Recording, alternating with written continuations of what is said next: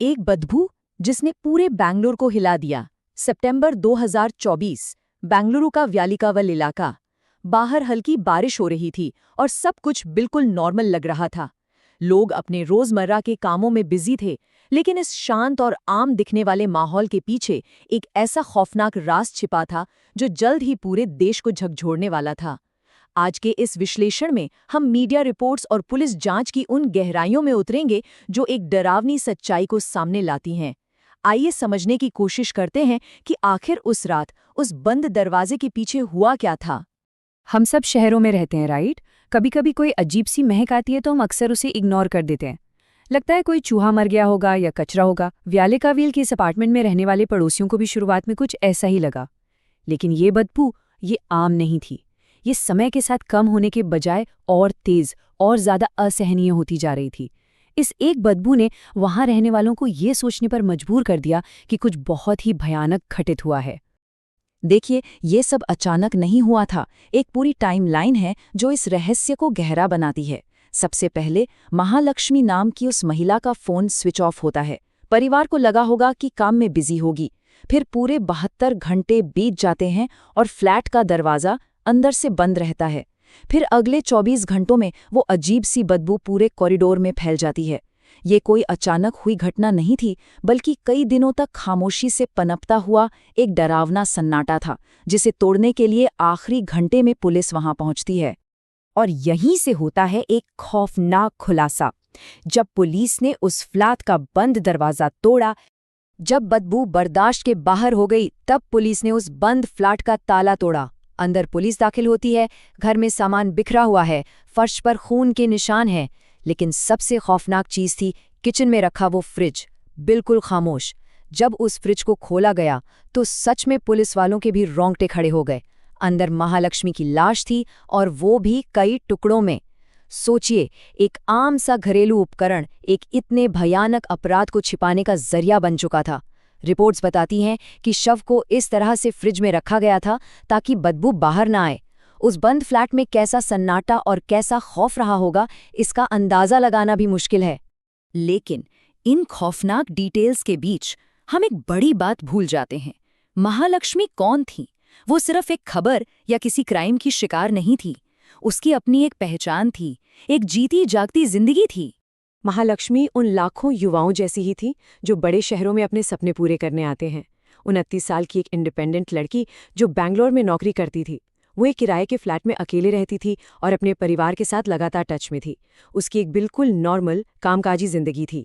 और यही इस पूरी कहानी की सबसे बड़ी त्रासदी है कि इतने लोगों की भीड़ वाले शहर में अपनों के संपर्क में रहने के बावजूद वो अपने आखिरी पलों में कितनी अकेली रही होगी। अब यहीं से सामने आता है संदिग्ध का नाम और एक जहरीले रिश्ते की सच्चाई। इतनी बेरहमी से हत्या आखिर कौन कर सकता है? पुलिस की जांच में जो नाम सबसे ऊपर उभर कर सामने आया वो था मुक्ति रंजन रॉय। ये इंसान कोई अजनबी नहीं था, बल्कि महालक्ष्मी के ही साथ काम करता था। रिपोर्ट्स बताती हैं कि दोनों के बीच काफी करीबी रिश्ता था, लेकिन ये रिश्ता बेहद टॉक्सिक हो चुका था। उनके बीच अक्सर बहस होती थी और झगड़ों का एक लंबा इतिहास था। हम अक्सर देखते हैं ना, जब किसी रिश्ते में कड़वाहट लिमिट क्रॉस कर जाती है तो वो कितना खतरनाक रूप ले सकती है। अब पुलिस सिर्फ शक के भरोसे तो बैठ नहीं सकती थी, उन्हें पक्के सबूत चाहिए थे। तो उन्होंने डिजिटल सुराग खंगालने शुरू किए। पहला स्टेप, कॉल रिकॉर्ड्स की बारीक जांच। दूसरा स्टेप, उनके पुराने टेक्स्ट मैसेजेस को पढ़ना, जिससे उनके बीच का तनाव साफ साबित होता था। और तीसरा step, digital location data track करना। इन 3 तकनीकी कदमों ने पुलिस के शक को पुख्ता सबूतों में बदल दिया, क्योंकि डिजिटल फुटप्रिंट्स कभी झूठ नहीं बोलते। यहाँ एक बहुत बड़ा विरोधाभास देखने को मिलता है। एक तरफ काम की जगह पर दुनिया की नज़रों में मुक्ति रंजन रॉय एक बिल्कुल नॉर्मल इंसान दिखता था, लेकिन दूसरी तरफ उस बंद दरवाजे के पीछे की सच्चाई एकदम अलग थी। वो एक ऐसे प्राइवेट रिश्ते का हिस्सा था जो एक बहुत ही हिंसक मोड़ पर आकर टूट गया।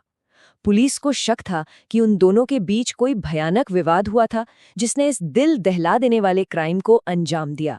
और अब शुरू होती है आरोपी के फरार होने की कहानी और पुलिस की एक बड़ी तलाश। जैसे ही पुलिस ने डिजिटल सबूतों को एक साथ जोड़ा, पता चला कि सस्पेक्ट शहर छोड़कर भाग चुका है। अब पुलिस ने उसे पकड़ने के लिए कई राज्यों में बड़े पैमाने पर छापेमारी शुरू की, लेकिन डिजिटल ट्रैकिंग ने जांचकर्ताओं को एक एग्जैक्ट लोकेशन दी, ओडिशा। आरोपी छिपने की पूरी कोशिश कर रहा था, लेकिन पुलिस बड़ी तेजी से उसके करीब पहुंच रही थी। ऐसा लग रहा था कि बस किसी भी वक्त गिरफ्तारी होने ही वाली है। लेकिन फिर आया इस केस का सबसे बड़ा और आखिरी ट्विस्ट, ओडिशा में एक भयानक अंत। जिस वक्त पुलिस आरोपी को पकड़ने के बिल्कुल करीब थी, अचानक सब कुछ एक सन्नाटे में बदल गया। मुक्ति रंजन रॉय ओडिशा में मृत पाया गया। जी हाँ, पुलिस के पहुंचने से पहले ही। मीडिया रिपोर्ट्स के मुताबिक पुलिस ने साफ कर दिया कि ये एक सुसाइड का मामला था, यानी गिरफ्त में आने से पहले ही मुख्य आरोपी ने अपनी जान दे दी थी। उस घटनास्थल पर पुलिस को एक सबसे अहम सबूत मिला, एक सुसाइड नोट। रिपोर्ट्स बताती हैं कि इस नोट में उसने साफ साफ महालक्ष्मी की हत्या में अपनी संलिप्तता की बात कबूल की थी। इस इकलौते पन्ने ने पुलिस की पूरी थ्योरी को साबित कर दिया। लेकिन न्याय की ये प्रक्रिया अदालत तक पहुंचने से पहले ही एक बेहद अचानक और डार्क नोट पर खत्म हो गई। इस पूरे मामले ने पूरे देश को सदमे में डाल दिया है और समाज पर एक बहुत गहरा असर छोड़ा है। ये केस सिर्फ एक शहर तक सीमित नहीं रहा। इसके खौफनाक तरीके ने पूरे देश को दिल्ली के उस दर्दनाक श्रद्धा वॉकर केस की याद दिला दी।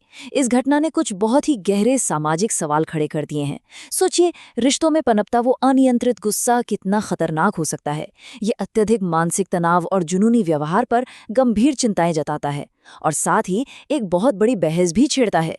क्या मीडिया में छाए इस तरह के खौफनाक अपराध असल में भविष्य के अपराधियों को ऐसे तरीके अपनाने के लिए अनजाने में प्रेरित कर रहे हैं? तो आखिर में एक सवाल हम सभी के सामने खड़ा है।